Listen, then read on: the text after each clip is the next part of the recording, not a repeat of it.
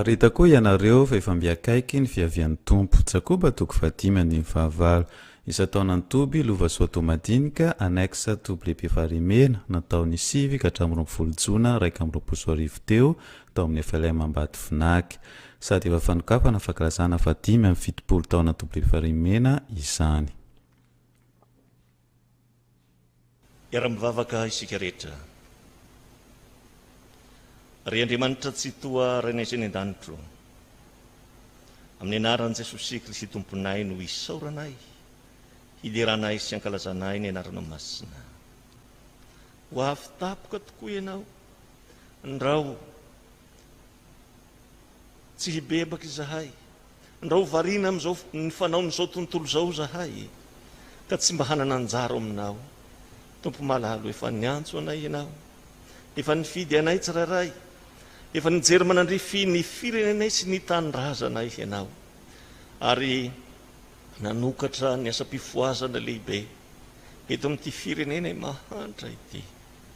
Jesosy tomponay io, miasa ianao tahaka izay efa niasanao hatramin'izay, no mbola iasanao Jesosy, hamerenanao ny olonao ho amin'ny valanao masina indray, fa maro no variana tao ny fikatonan'ny fiangonana, ady ny hevitra ny maro fa nikatona koa ny lanitra, kanefa ny fonao Jesosy mivohan'ny olona rehetra, ko dia mangataka aminao zahay, ny amanginao ty firenenay ity, ny mbola iasanao amin'ny toby maro zay efa naorina tamin'ny anaranao, dia apetraka feno ampilatananao ary Jesosy malala, izao fotoana izao mba ho feno ny fanatrianao tokoa amin'ny anaranao Jesosy tomponay.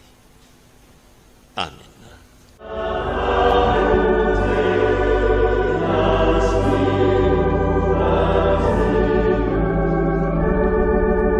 Fampianarana soratra masina, toriteny samihafa nadraisan'ireo ray aman-dreny eo anivon'ny FFPM Manjara.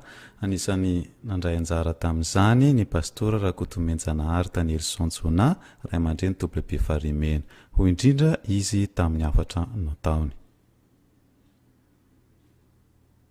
Ny tenin'Andriamanitra anjarantsika amin'ny ty tapany farany izay anjarantsika itya dia ny hoitantsika eo amin'ny Jakoba toko 5, ny 7 ka hatramin'ny 9:10. Lazainy eo moa misy teny mahafinaritra mino azy hoe fandeferam-pahoriana, fandeferam-pahoriana sy faharetana. Izany no tiany Jakoba hananantsika kristianina, miatra amintsika amin'izao koa ny fahoriana maro, fahoriana mianjady amintsika. Mila manana n'izany fandeferam-pahoriana sy faharetana izany isika, satria ho avy ny tompo. Amin'ny 9:9 dia misy fampahafantarana, fampitandremana atao, ambara ny etiny hoe ny mpitsara dia efa mitsangana eo amin'ny varavarana, hanao inona? Hitsara ny olona, hitsara ny tsirairay araka izay nataony. Ny afatra lehibe sy ny lesona amin'ity anjarantsika ity dia ny fahaizantsika mijoro amin'ny fahasahiana ka mitory ny filazantsara, mitaona ny olona anatona sy hitodika amin'Andriamanitra, satria vanim-potoana tena hitadiavan'Andriamanitra ny olona hibebaka eo aminy izao, tahaka ny nataon'ireo mpaminany maro fandimby. Ary ny faharoa dia ny ananantsika faharetana amin'ny fahoriana rehetra, tahaka izay natao naharetany Joba ihany koa.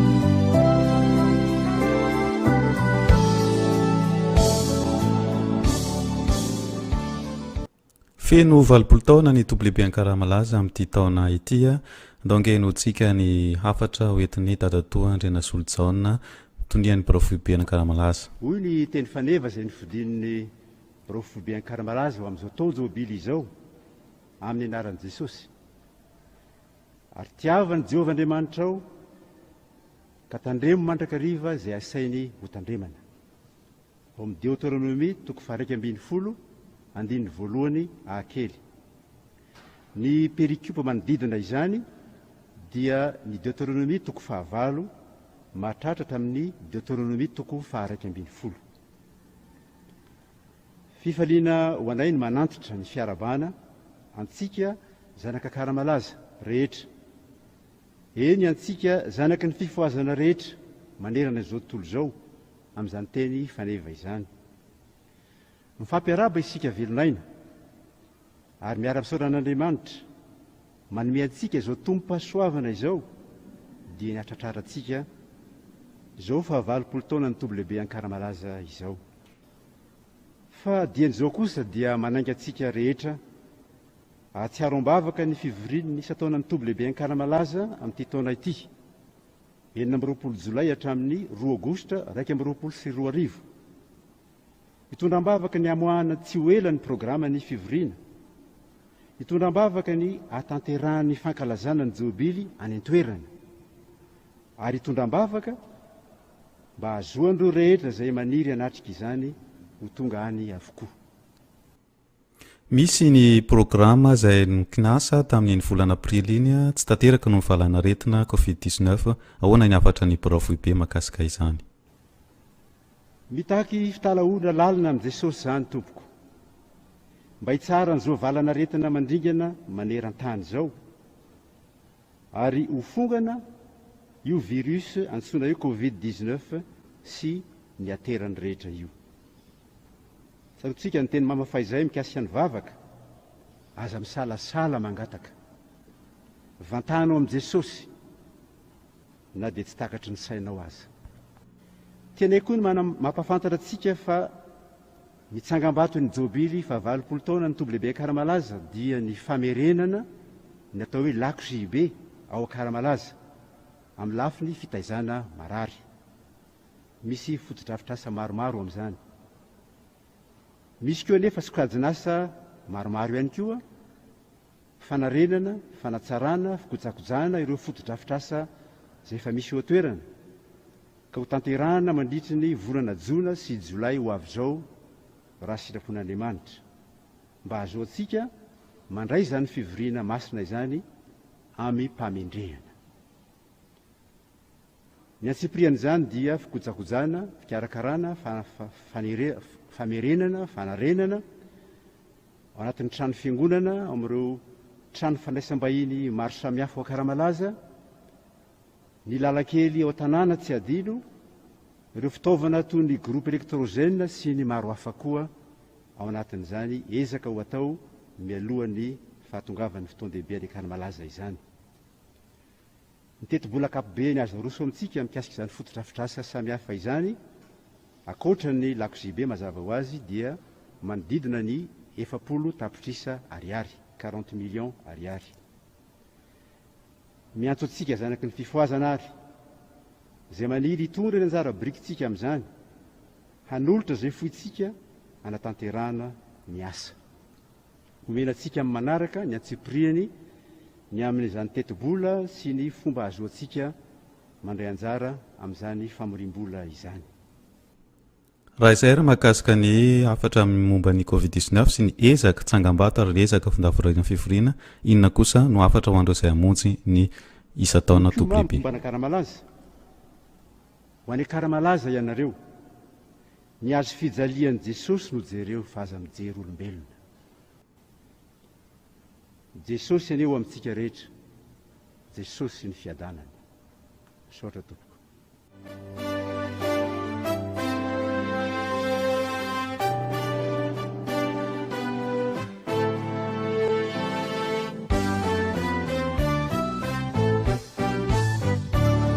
Fitiavani antsika tsy sy fetra mentiny jesosy ny eloka rehetra nyantso atsiky bebaka ny tompo iza aza mana mafiatoka iana ary tiavany jehova andriamanitra tiavany jehova andriamanitra ka tandremo mandrakariva zay asainyo tandremana ka tandremo mandrakariva zay asainyo tandremana.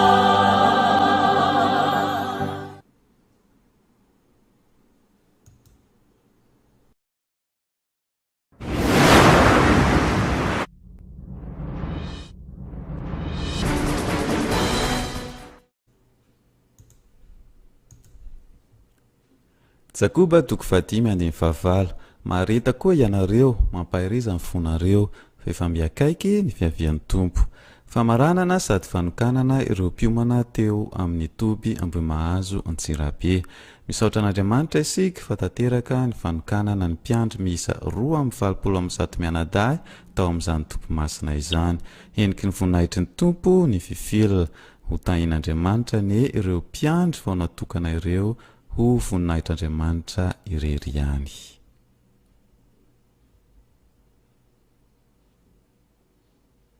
Nitsangana miazava fa tonga ny fahazavana ary ny voninahitry Jehova ary ny voninahitry Jehova efa miposaka aminao nitsangana miazava fa tonga ny fahazavana ary ny voninahitry Jehova efa miposaka aminao.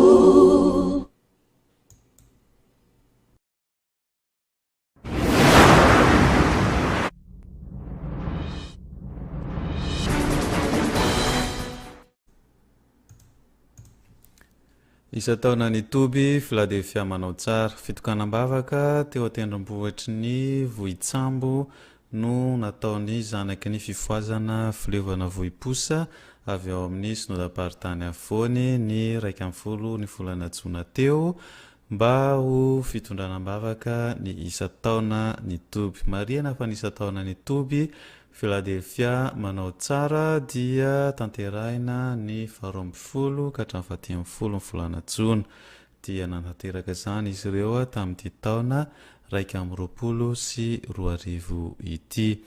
Mivavaka isika ho an'ireo mpiomana 20 izay natokana tamin'ity isa taona ny toby Philadelphia manao tsara ity.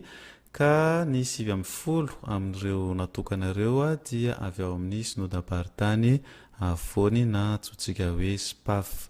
Ny 4 amin'ireo natokana ireo kosa dia avy amin'ny synodam-paritany Atsimon'ny Mania na SPATSIM.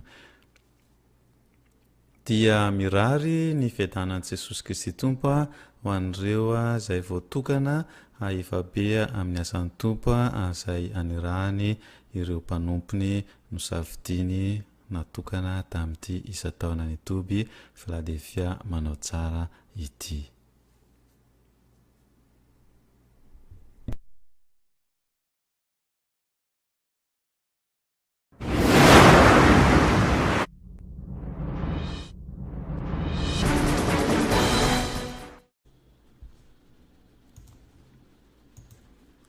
Isa taona ny toby ziona famonjena Bidia Sambavy Fianaratsoa ao anatin'ny synodam-paritany afovoany na ny SPAF. Notanterahina ny 4, 5, 6, 7 ary 8 volana Jona teo ny isa taonan'izany toby izany. Ny faneva dia izay maresy dia tsy hamono ny anarany ao amin'ny boky fiainana aho. Apokalipsy toko 7 ny 15 tapany A. 70 mianadahy mianaka no natokana tamin'io andro fanokanana io izay mitondra ny anarana hoe mandresy. Nitarika ny fitoam-panokanana ny filohan'ny synodam-paritany afovoany pastora Mahay Joanary. Ho an'Andriamanitra rerany ny voninahitra.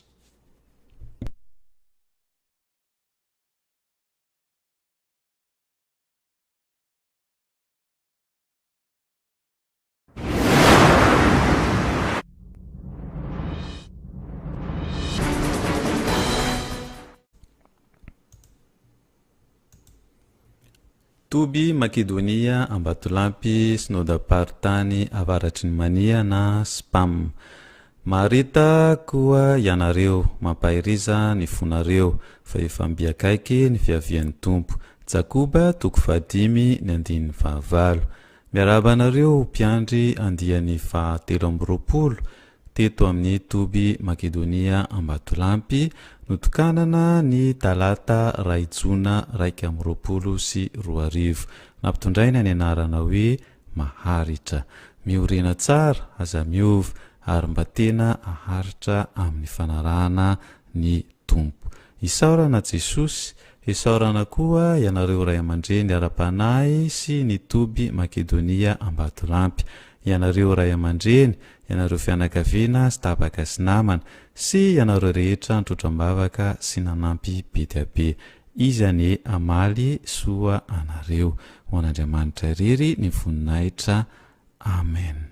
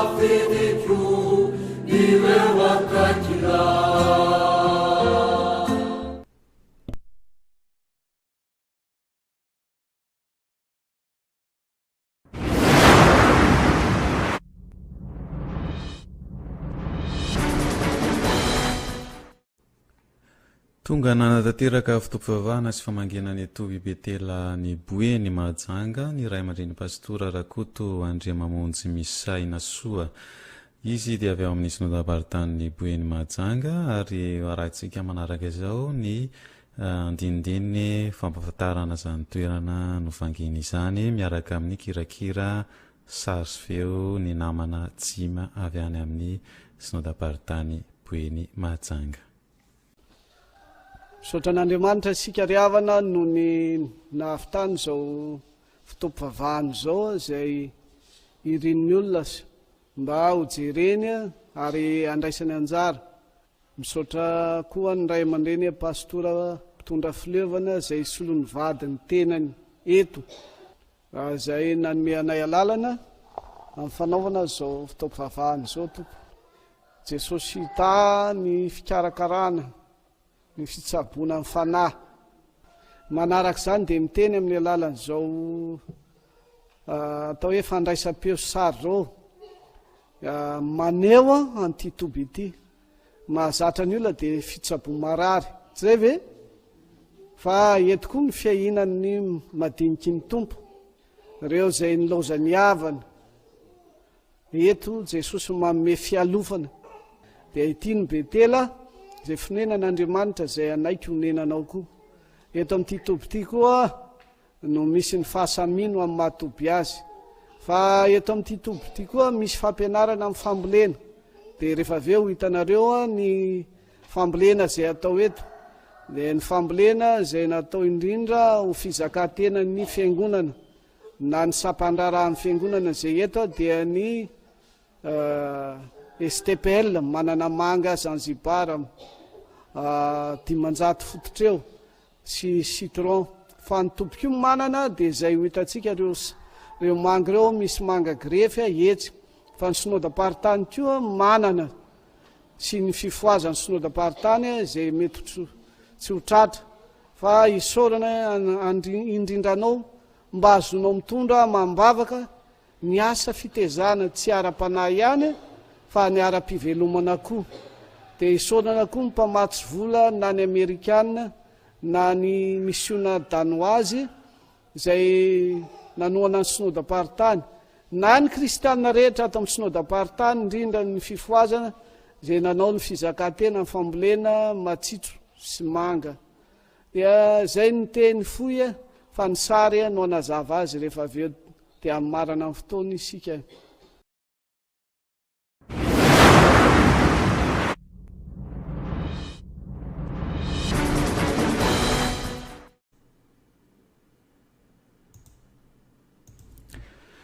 Anisan'ny nanamarika ny volanatsona ny filasana manjoza ivoray nahakasika ny pastora Andriamifidy Mamiarso Janvier notomandry ny rojona 120 raha ny maraina ny rojona 120 io nanainga montsy ny fivorian'ny komity KTLM Spam tany Atsirabe mantsy mpanompon'Andriamanitra pastora Andriamifidy Mamiarso Janvier dia ny fanehatra tamin'ny fiara lehibe anankiray ny moto izay netiny teo akaiky ny FLM Masiona mananety vohitra. Namoiny ainy tamin'izany moa ny ray aman-dreny pastora Andriamifidy izay mpitondra fitandremana Antsahamanitra Antsiriribe. Ny ray aman-dreny pastora dia nianatra tao amin'ny STPL Atsimon'ny Avoko niaraka tamin'ny Ramatoa Miriam Andrianjafidaoro Vadina. Andiany fahenina izy ireo ary natao ordinasiona tamin'ny taona 1990 ny ray aman-dreny.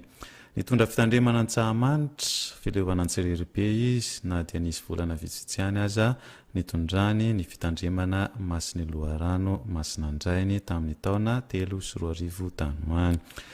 Naverina hitondra ny fitandremana Antsahamanitra indray izy taorian'izay ka hatramin'izao fotoana farany nandavzany ny fiainany tany izao. Komity tamin'ny sampana maromaro teo anivozondapartany Spam ny ray aman-dreny fa ny tena ny tanany andraikitra naharitra dia ny sampana KTLM.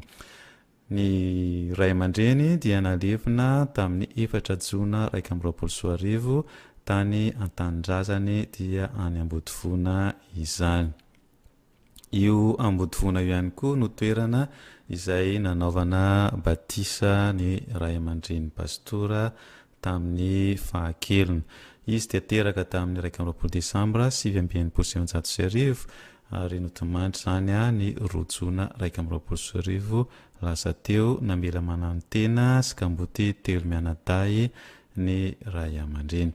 Ny Foiby FLM dia efa naneo ny fiaraha-mioriny tamin'ny alalan'ny filohan'ny FLM ny pastora Dr Denis Rakoto Zafy ary izahay ihany koa dia maneo ny fiaraha-miory amin'ny fianakaviana ary makahery indrindra azy ireo. Ny ten'Andriamanitra izay ankahirezana dia ny amin'ny Timoty 2:7 izay manambara toy izao efa niatiny tsara aho nantanteraka ny fiazakazahana aho ary nitahiry ny finoana aho. Ary koa ny Tesalonianina 1:4 fa raha inontsika fa efa maty Jesosy sady efa natsangan'Andriamanitra indray dia toy izany koa no hitondran'Andriamanitra izay rehetra notomandry tao amin'ny Kristy hiaraka aminy.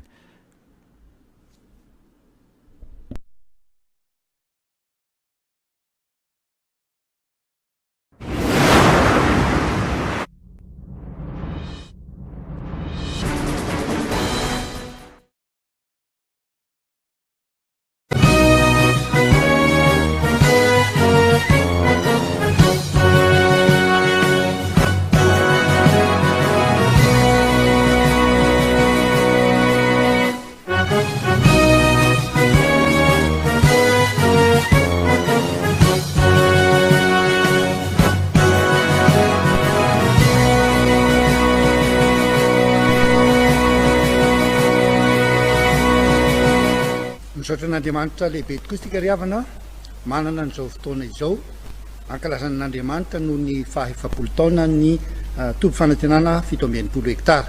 Toy izao ny endriky ny fandaharana amin'ny ankapobeny isaky ny alarobia dia hisy fampianarana izay miompana amin'ny faneva. Ny faneva moa raha pahatsivina antsika dia ny Korintianina 2:3 andininy 2:12 amin'ny anaran'i Jesosy.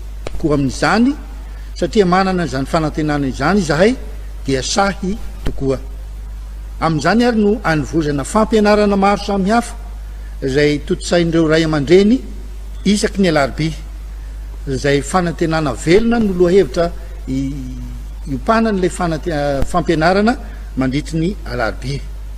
Ny zoma ihany koa dia hisy ny fampianarana zay nampitondraina hoe ny orena tsara. Io indray dia andraisan'ireo nitaizany ty fiangonana ity na nivoaka teto amin'ity fiangonana ity anjara fampianarana ihany koa ho atsika kristianina tsirairay avy ary famaranana an'izy dia ny iasabosy fikasana anasana ny rasa mangaiky rehetra eto amin'ity fiangonana ity. Inona moa no atao amin'izany hilaza ny asanao, zay no loha hevitra hitondrana azy. Eo ihany koa ny departementa telo ny andohany tamin'izany, amin'izao izy dia efa departementa 7 samy manana ny asany avy ireo departementa tsirairay avy ireo. Ary ny faritra ihany koa dia tamin'ny voalohany dia mbola tsy nisy faritra ny fiangonana, ary amin'izao dia misy faritra 120 amin'ity fiangonana ity. Koa dia manasa antsika rehetra handray anjara amin'izany satria ahatonga antsika hiorina tsara amin'ny finoana any Jesosy Kristy ary hijoro vavolombelon'ny filazantsara amin'ny ataontsika rehetra. Ampajahivona isika rehetra fa hifanesesy eto amin'ny fotoana samihafa izay mbola hiakarany ireto tompon'andraikitra ireto amin'izao plateau izao, hanazava amintsika ny andinindininy amin'ny antsipiriany kokoa izay iainantsika izany fankalazana ny faha-efapolo taona izany. Miombavaka hatrany ho totosan-tsakany sy andavany izay kasaina rehetra, na ny foiezaka na ny lavitrezaka apetratsika amin'i Jesosy izany rehetra izany. Isika rehetra dia hanononana ny fiadanan'i Jesosy Kristy Tompo ho tanteraka amin'ny isambatan'olona amin'ny isa-tokantrano ho tahian'Andriamanitra tompoko.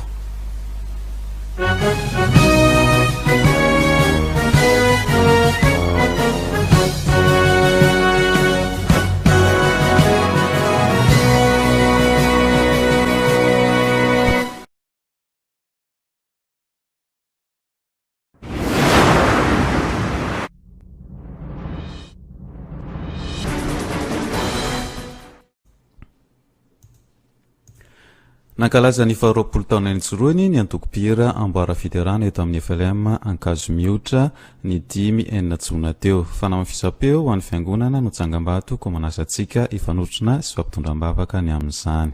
Andro ny pastora eto amin'ny fitandremana ranohira hisy gala evangelika ny 4 jolay amin'ny rora sasany ho afanain'ny korala Antsahalanitra sy avy eo amin'ny FLM Andriamanero ary ny sampana rehetra eto amin'ny fitandremana ranohira trotroyam-bavaka. Isataona fahatimy amin'ny fitopolo ny toby lehibe farimena efa nivoaka ny programa isataona fahatimy amin'ny fitopolo ny toby 500 ariary ny vidiny ary ny piomana rehetra sy ny eny amin'ny toby lovasoa tomatinika raha eto Antananarivo no ahitanao izany.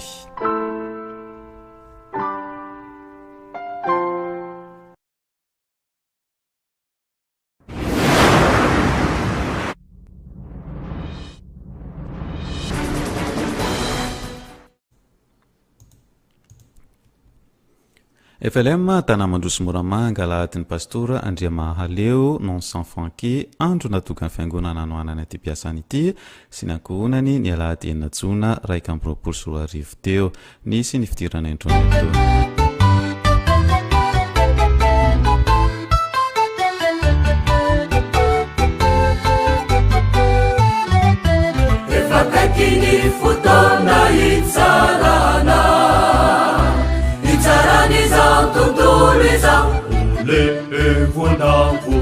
Ulevunanitani sikiawanyandani chani raminilai Elizawani wiza majinu liuwavina machiki sipi ane epenina Koritianina faharoa toko voalohany andiny faraiky amin'ny roapolo izany teny fanevany Jobily fahatimy amin'ny roapolo taona ny asan'ny pastora Henri René Randrianarson mivady teo amin'ny sahan'ny tompo izany no anasanantsika rehetra hanatrika nifiny Jobily izay atao ny alahady 7 amin'ny roapolo jona 2024 izao.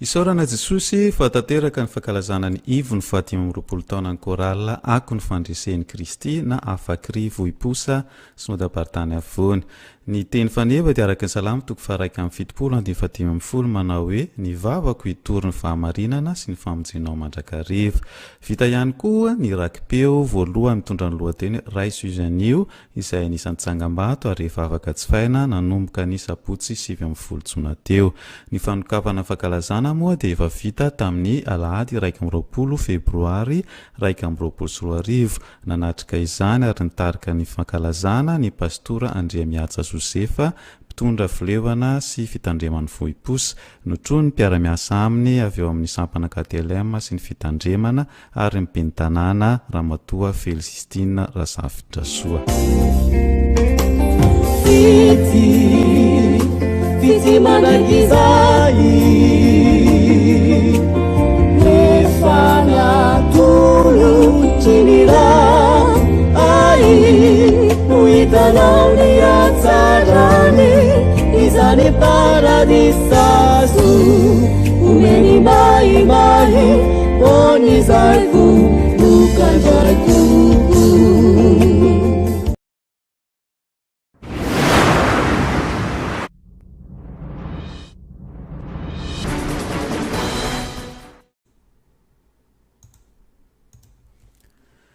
Maro tamitsika no nanao publication tamin'izay tefalama tamin'ity volana jona ty mahakasika ny fiangonana osaosa ara-fotodrafitrasa iray tamin'ny nanao publication tamin'ny reny ny filohan'ny FLM pastora dokotera Rakotosavideny ho indrindra izy tao amin'ny publication izay nataony maro amin'ny fiangonan'ny FLM no mila fanamboarana sy fanatsarana indrindra fa ireo any ambanivohitra anisan'izany ny FLM Morarano fitandremana Matsinjo filevana Marovoay mariana fa nanao fitsidiana tany amin'ny faritra Marovoay iny ny ray aman-dreny ho indrindra ny FLM namaly azy FLM Etrobeke ampanihy koa ray aman-dreny tena mampalahelo tao koa ny teny hoe fiangonana FLM sy hanadaly sanam-piangonana any amin'ny fitandremana Ikopoky Beloha filevana Beloha Androy sy nodapartany SPA koa tao ny namaly hoe ataony devis dia samy miantoka briky ray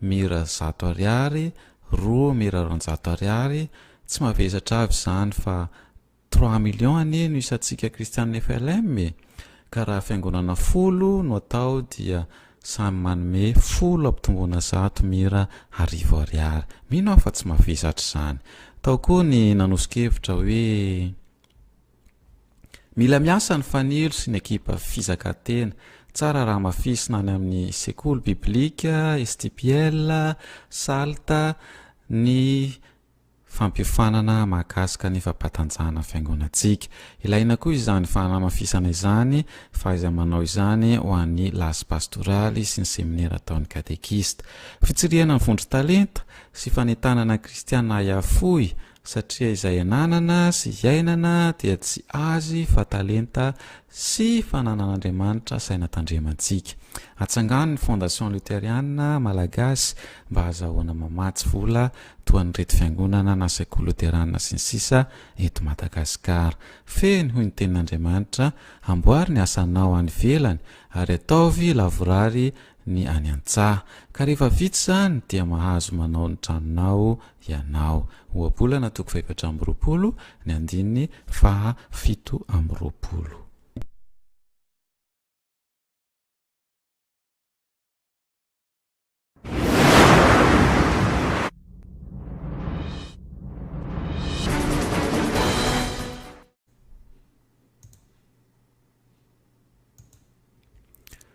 Vita somatsara ny fangadinan'ny fototra ny trano fiangonana vaovao FLM Mankotrika.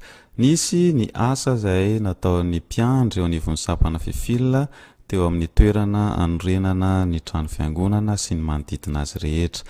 Ny FLM Mankotrika moa dia ao anatin'ny fitandremana tanety kely filevana Antsirirybe. Ity toerana ity dia mirefy 7 sy 420 metatra.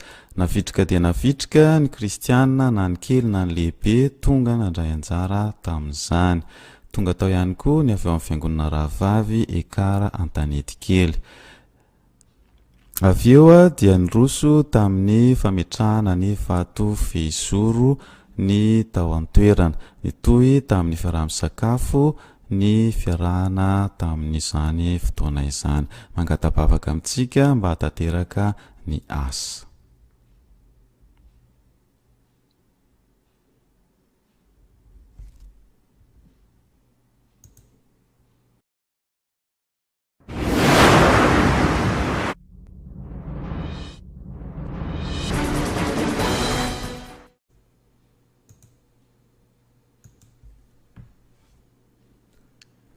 Vita somatsara tao amin'ny fileovana Antsiriribe ny asabotsy 7 jona 2024 ny fanokanana azy 5 mianada mianaka ho mpampianatra sekoly alahady. Izy ireo dia misalotra ny anarana hoe andiany famindrampo. Isaorana ny tonian'ny sekoly alahady avy ao amin'ny synodam-paritany avaratry ny mahina ny SPAM izay nandateraka izany. Miarahaba azy ireo sika ary mba hahefa be amin'ny asan'ny tompo ane izy rehetra.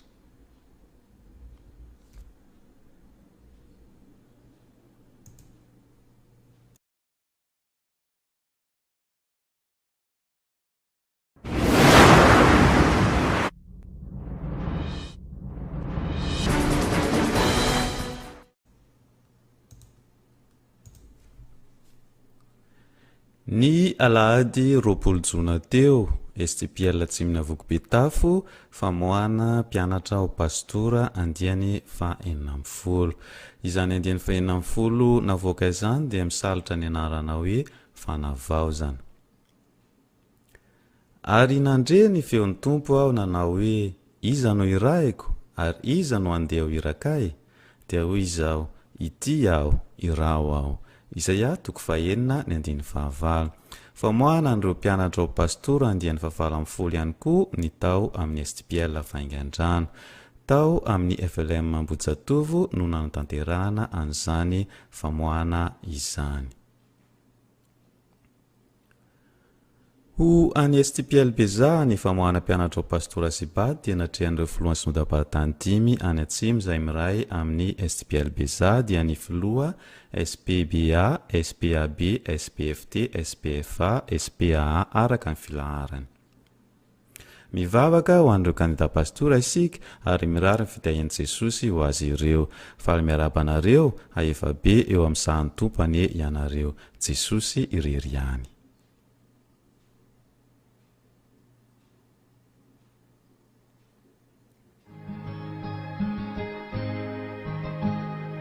Isaoranay ianao ry tomponay ny antsoanao anay ny amin'ny toerany ity ny fiainanay sy ny hoavinay apetraka aminao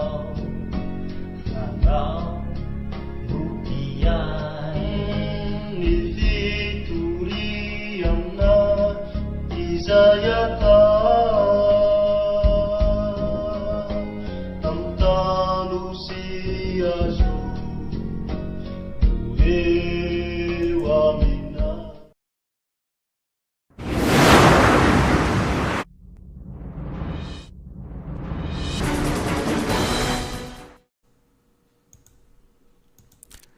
Misaotra ny tompo isika fa notanterahina ny zoma 20 jona 2024 teo ny famoahana ireo mpiofana katekista amperinasa sy ireo tanora maniry anatra ny teolojia any amin'ny STPL Boeny Mahajanga.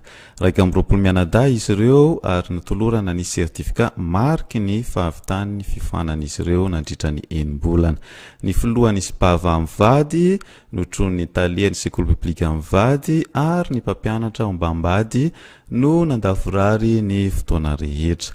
irotsaka antsehatra avy hatrany izy ireo raha vatany vao tonga any amin'ny fiangonana naniraka azy ireo ka natanteraka ny baikon'i Jesosy ao amin'ny Matio 7:7-20 ko mandehana ianareo dia atao mpianatra ny firenena rehetra manao batisa azy ho amin'ny anaran'ny Ray sy Zanaka ary ny fanahy masina sady mampianatra azy hitandrina izay rehetra nadidiko anareo ary indro izao momba anareo mandrakariva ambara-pahatonga fataperan'izao tontolo izao arabaina sady ny STPL bueny ary mirahasoan'ny mpianatra ahita fanambinana sy fahombiazana raha handray ny asan'ny tompo eo amin'ny fitondram-piangonana.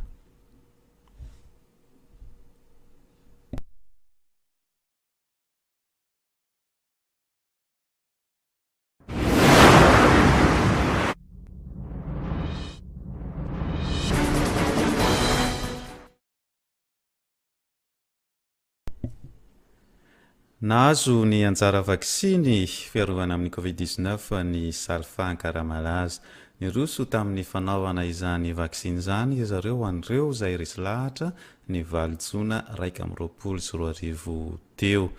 Anisany resy lahatra ka nyroso tamin'izany fanaovana vaksiny izany ny pastora Dokotera Rakoto Andor Modeste, izy dia filohan'ny FLM misotro ronono izay mipetraka any an-toerana. Mbola misy ny vaksiny ho an'izay resy lahatra eo amin'ny Toby ho an'izay 20 taona no miakatra. Andeha kosa arsika amantapantatra ny Salfa Ankaramalaza ao anaty fanadihadiana irahana amin'ny Rasazy Marceline. Araka ny henoko aloha tanolona firavako izy ty efa ny orona. Olona teny fikasana avy tamin'ny mamany lava zany io hôpitaly io. Dia taty afara taty zany vao tena miorina izy ohatran'ny tamin'ny 1984 izay nisy dokotera foa nefany voateny tamin'izany hoe anao ny dokotera ny Ankaramalaza aty. Araka ny resaka henoko koa zany dia izy tamin'izany mbola stagiaire nefa nitendreny mamany amin'ny lava dokotera ny Ankaramalaza aty. Dokotera Clément zay ngary. Tena fantatry ny mponina tena tifaritra aty zany dokotera zany. Ny mpiasa tato zany ny taloha zany dia ohatra hoe olon-drotely ohatran'izay. Rotely avy amin'ny alalany mamany amin'ny lava ny miasa ato tamin'izany. Ary isan'izany zany aho tamin'izany fotoana zany. Tamin'ny lavako izy dispensaire kely trano raty.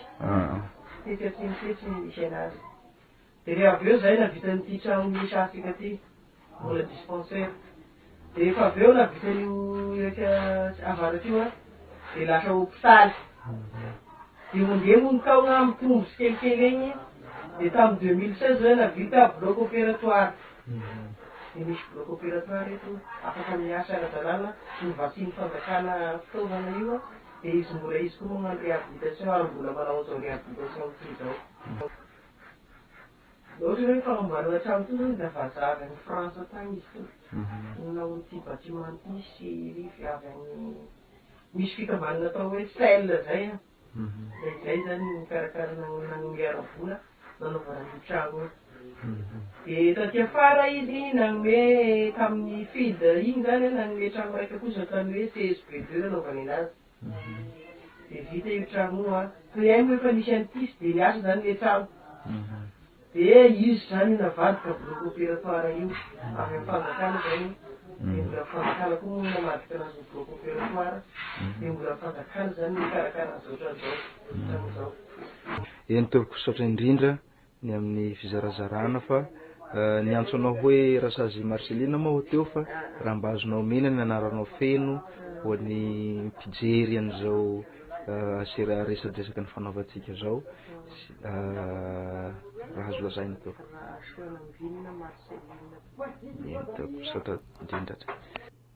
Salfa Sapanasa Luterana momba ny fahasalamana andro ny fitsaboana eto Madagasikara. Ilay filazantsara no toriana sy ambara fitsaboana ny olona manontolo atao ary Jesosy manasitrana ny marary ao. Dokotera Narvono Razafy ny mpanana.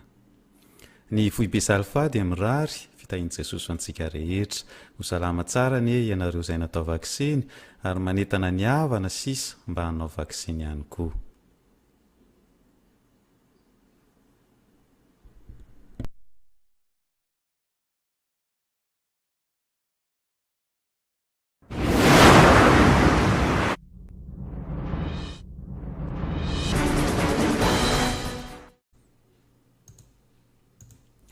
Fiangonana misionaly fitoriana filazantsara amin'ny silamo fananganana voamera ny tafika masina fileovana betela sy tao amin'ny dakabe mahamanina morondava SPM. Pastora Loubien fitonantenaina Claudias izay mpandrindra ny evangelisation sy sekoly biblika ny IFLM no nampianatra ny momba ny fivavahana silamo sy ny fitoriana vaovao mahafaly amin'izy ireo. Tao nanampy ihany koa ireo mpampianatra ao amin'ny sekoly biblika ao Morondava. Ankoatr'izay dia misy ny akombavao mahakasika ny tafika masina matra na ny DMM izay nanantanteraka fitoriana filazantsara ny sampana FSFLM Maskoto fileovana be manonga SPM ny 13 ka hatramin'ny 10 Jona 2 Solarivo izay natao tao amin'ny FLM Ampatika. Notarihan'ny filohan'ny FSFLM sy ny birao miaraka aminy izany tafika masina izany. Io dia nampitondraina ny anarana hoe lasy fitoriana andihana faharoa ka ny faneva dia ny marka toko 40 ny andininy 510 tapany B.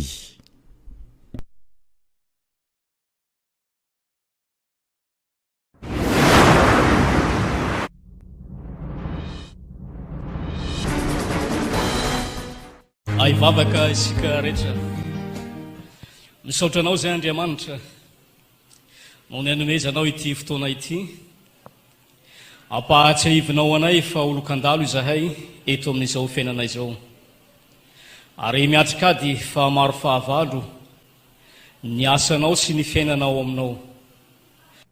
Hevero ny lalanareo Hagai 1:15.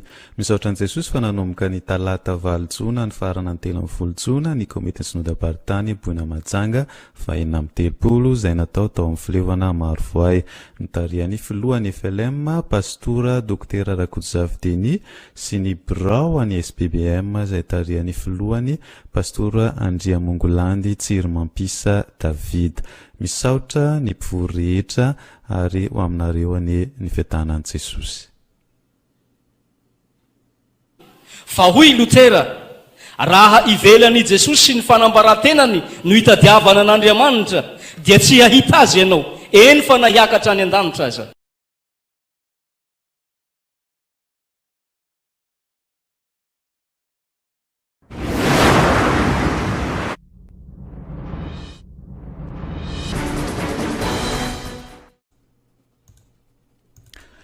Notanterahina tao amin'ny FLM Ambolokandrina fileovanan-katso nanomboka ny 9 Jona ka hatramin'ny 2 Jona ny komity synodam-paritany Antananarivo 320 na ny KSP-anta.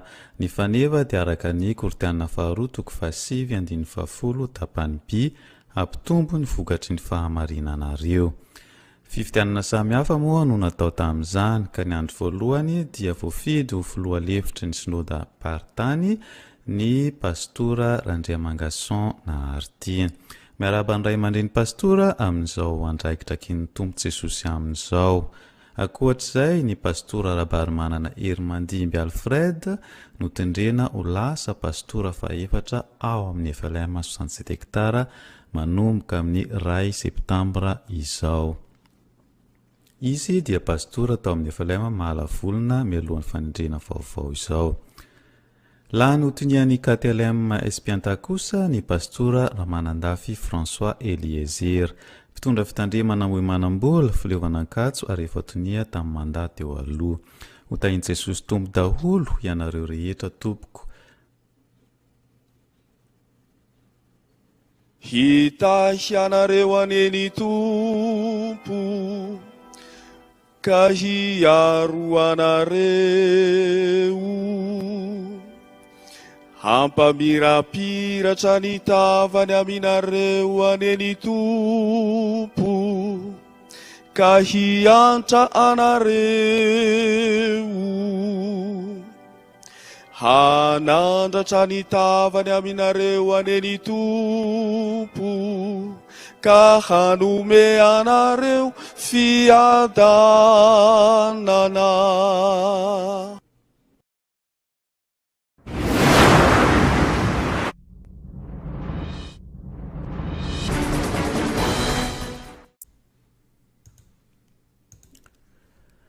Aoka ry sika hitsangana ka andrafitra Nehemia 2:2 tapany D. raha sitrapon'Andriamanitra dia kasainao tanterahina eto amin'ny synodam-paritany Tananarivo na Espianta manomboka ny alarobia 9 oktobra ka hatramin'ny alahady 17 oktobra 2024 ny fivorian'ny komity mpiandraikitra ny synoda lehibe na ny KMSL laharana fa 13 noho ny Covid-19 nefa dia tambatra iray ihany ny KMSL amin'ity taona ity. Iray ihany koa ny tatitra arabola sy ny tatitra aramoraly. Ny toerana dia ao amin'ny FLM Matoby fanantenana 720 hektara.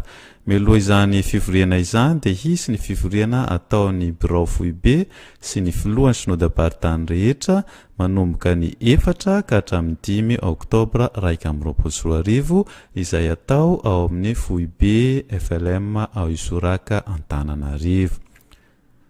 Ho tanterahina amin'izao KMSL 320 izao ny fifitianan'ireo tale sy tonia ny sampandrara nasionaly izay tapitra mandat sy ireo contrôleur ny KMSL.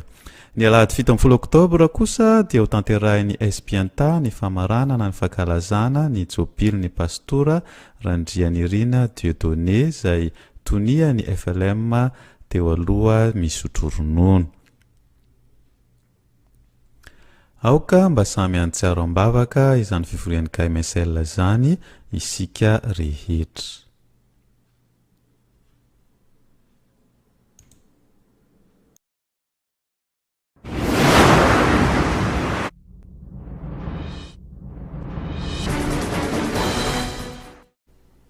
Zanghare famizale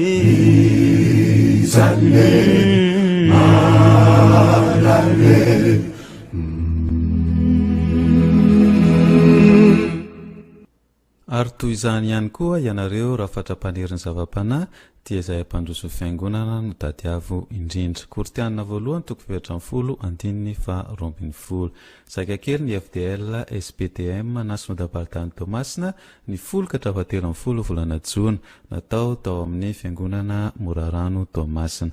Pastora solonantenaina François Zaitonia ny FDL ny synodam-paritany no nampianatra ny andraikitry ny FDL amin'ny fampandrosoana fiangonana tamin'ny sabotsy 20 Jona maraina teo. Nandritra izany saika kely FDL izany. Afalia lalandava Ia kekanao Jesus Sisi riferizane Afalia lalandava Sisi adi politike Paradisa lalandava Dia dana simbalane Ia kekanao Jesus Afalia lalandava Anau Sikalela Ai itangini zavapana Eni ambanusu vyangu Nana kasangina zawe Nama vindia bila lupa depti Tameki hapa uri Sahai ikamana dela Izungari kutenasa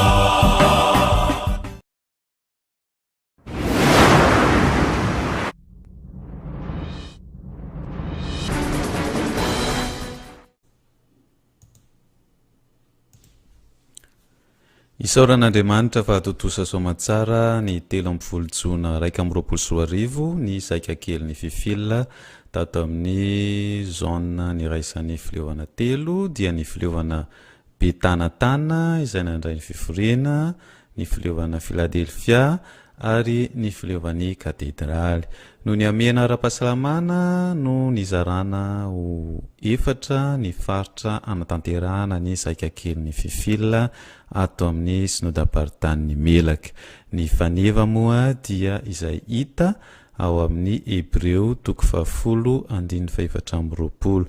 Hebreo 10:420 izay mivaky toy izao amin'ny anaran'i Jesosy ary aoka isika ifampandinika ampandroso ny fitiavana sy ny asa tsara. Ho an'Andriamanitra irerany ny voninahitra. Amen.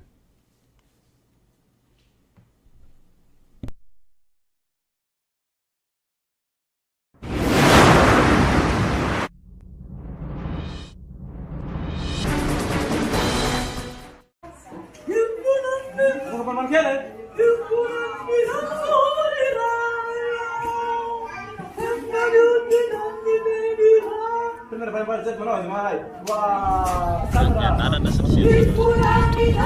dia rasafitra vola Gilda eto amin'ny filevana amborofi fitandremana ambalika fiangonana ambalika eto toerana amizao misy fivoriana zao. Ny andraikitro ato amin'ny fiangonana misy anay raha amin'ny fiangonana dia secrétaire voalohany ao amin'ny fiangonana ambalika aho.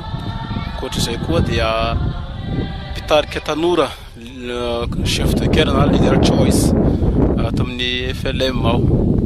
Efa hatry ny 2010 no nitazonako an'io tanora ireo ary efa betsaka tena betsaka efa tsy ato amin'ny faritra Amborovi ihany fa misy sinodapartany roa sinodapartany Bohina Mahajanga ny anankiray izay misy azy ao dia sinodapartany Melaky koa be dia be ny chorale any. Ny isan'ny hirany efa noforoko efa mihoatra ny 100 mahery ihany hatrizay hatramizao fa mihoatra efa tsy voaisetsony zany fa ny mampalahelo aminazy zany maro amin'ireny hira ireny miparitaka any lavitra any dia tsy mivoatra maro ny tsy vita playback matetika koa ny chorale ambanivohitra koa ny mihira azy dia mbola tsy afaka tsy ampy le hery ampelantanako zany mba ahafahako manampy izy ireny koa zany be dia be ny hira. Misy tokoa ny hafatra voalohany ry mpamoron-kira namana tadio fa itsika dia zanaky ny fiangonana Luterana Malagasy arak'izay aoka ny tonon-kiratsika tsy hivaona tsy hiala amin'ny fotom-pinoana fiangonana Luterana Malagasy. Ny manaraka izay rehefa mamorona hira isika io dadio fa fanahy no miteny tsy misy mahavoafetra hoe zao ny atao zao ny ataovy fa misy ihany koa ny hoe fifampizarana traikefa. Ilaina koa ny fifampizarana traikefa ho an'ny namana izay mbola atao hoe zandry na mbola tsy mahalala.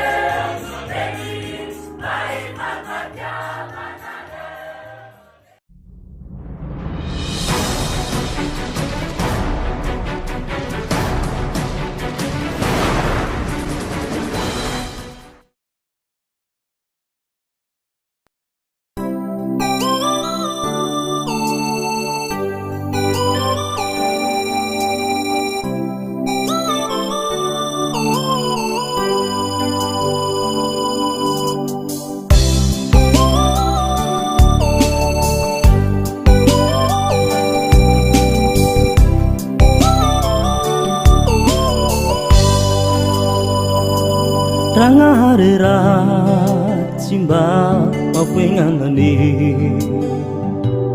kila rasu nume nyansika veluetu nisitanirai numani ne uvantangina jisipijale manaki aingansika za rangarera simba mapenganane kila rasu nume nantika veluetu nisitanirai numaine huvantanina sisipijale manaki angatikaza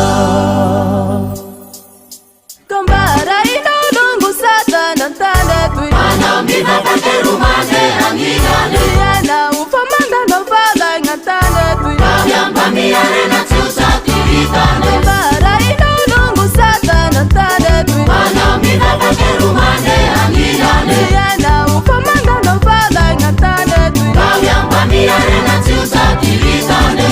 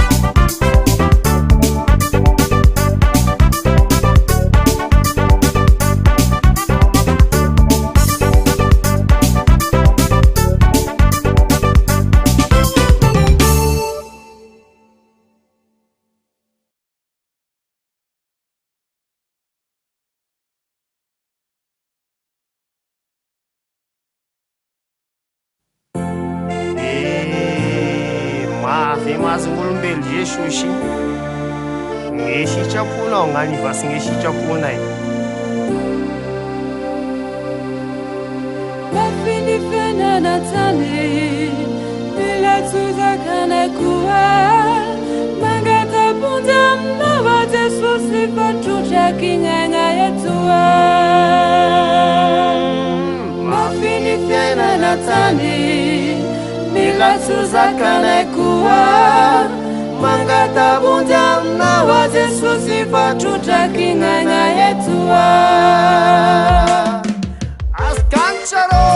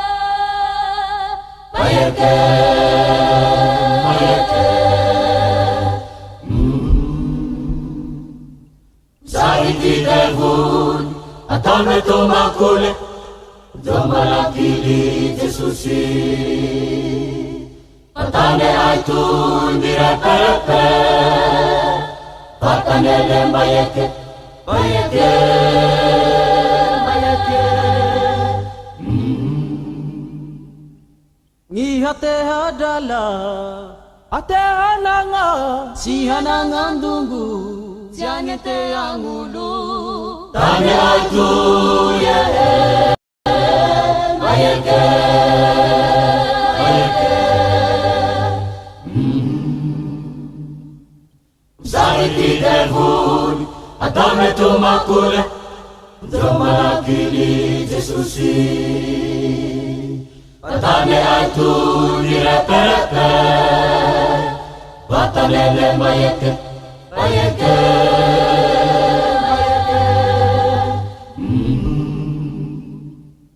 Ihate hadala Ate ananga Sihananga ndungu Sianete angulu Tane aitu yehe Mayeke Mayeke Saiki devun Atame tomakule Jamalakini Jesusi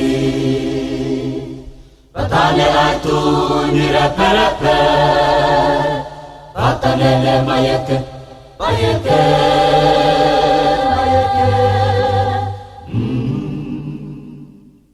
Zaichi mivula Veratini ananga Ande sumura-mura Angapengi nama Tane aitu yehe Mayeke Mayeke Saiki devun Atame tomakure Jamalakini Jesusi Patane aitu nirepe-repe Patanele mayeke Mayeke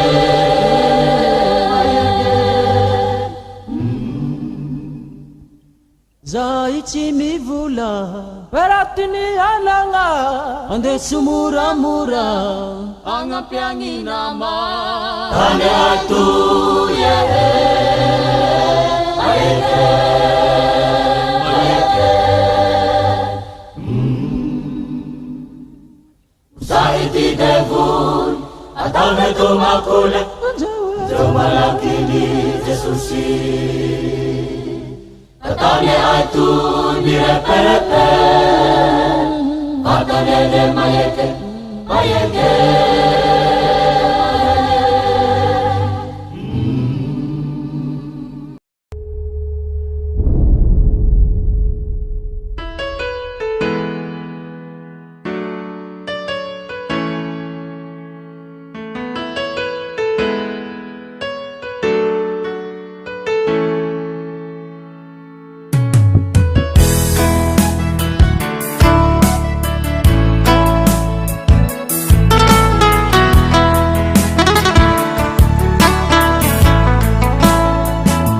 Sahula nandinike Tiraha nataoku Renja-renja zao Hadala zao Nataoku yabi Zao la nerite-rite Tirachi masuha Vetuluni ti devun Zao isanandu Lemia salua Sahula nandinike Tiranga taku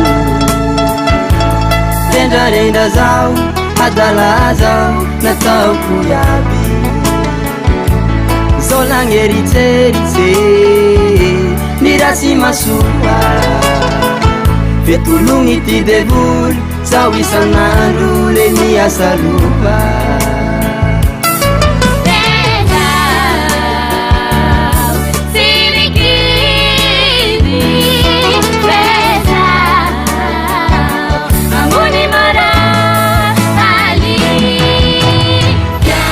Bonita,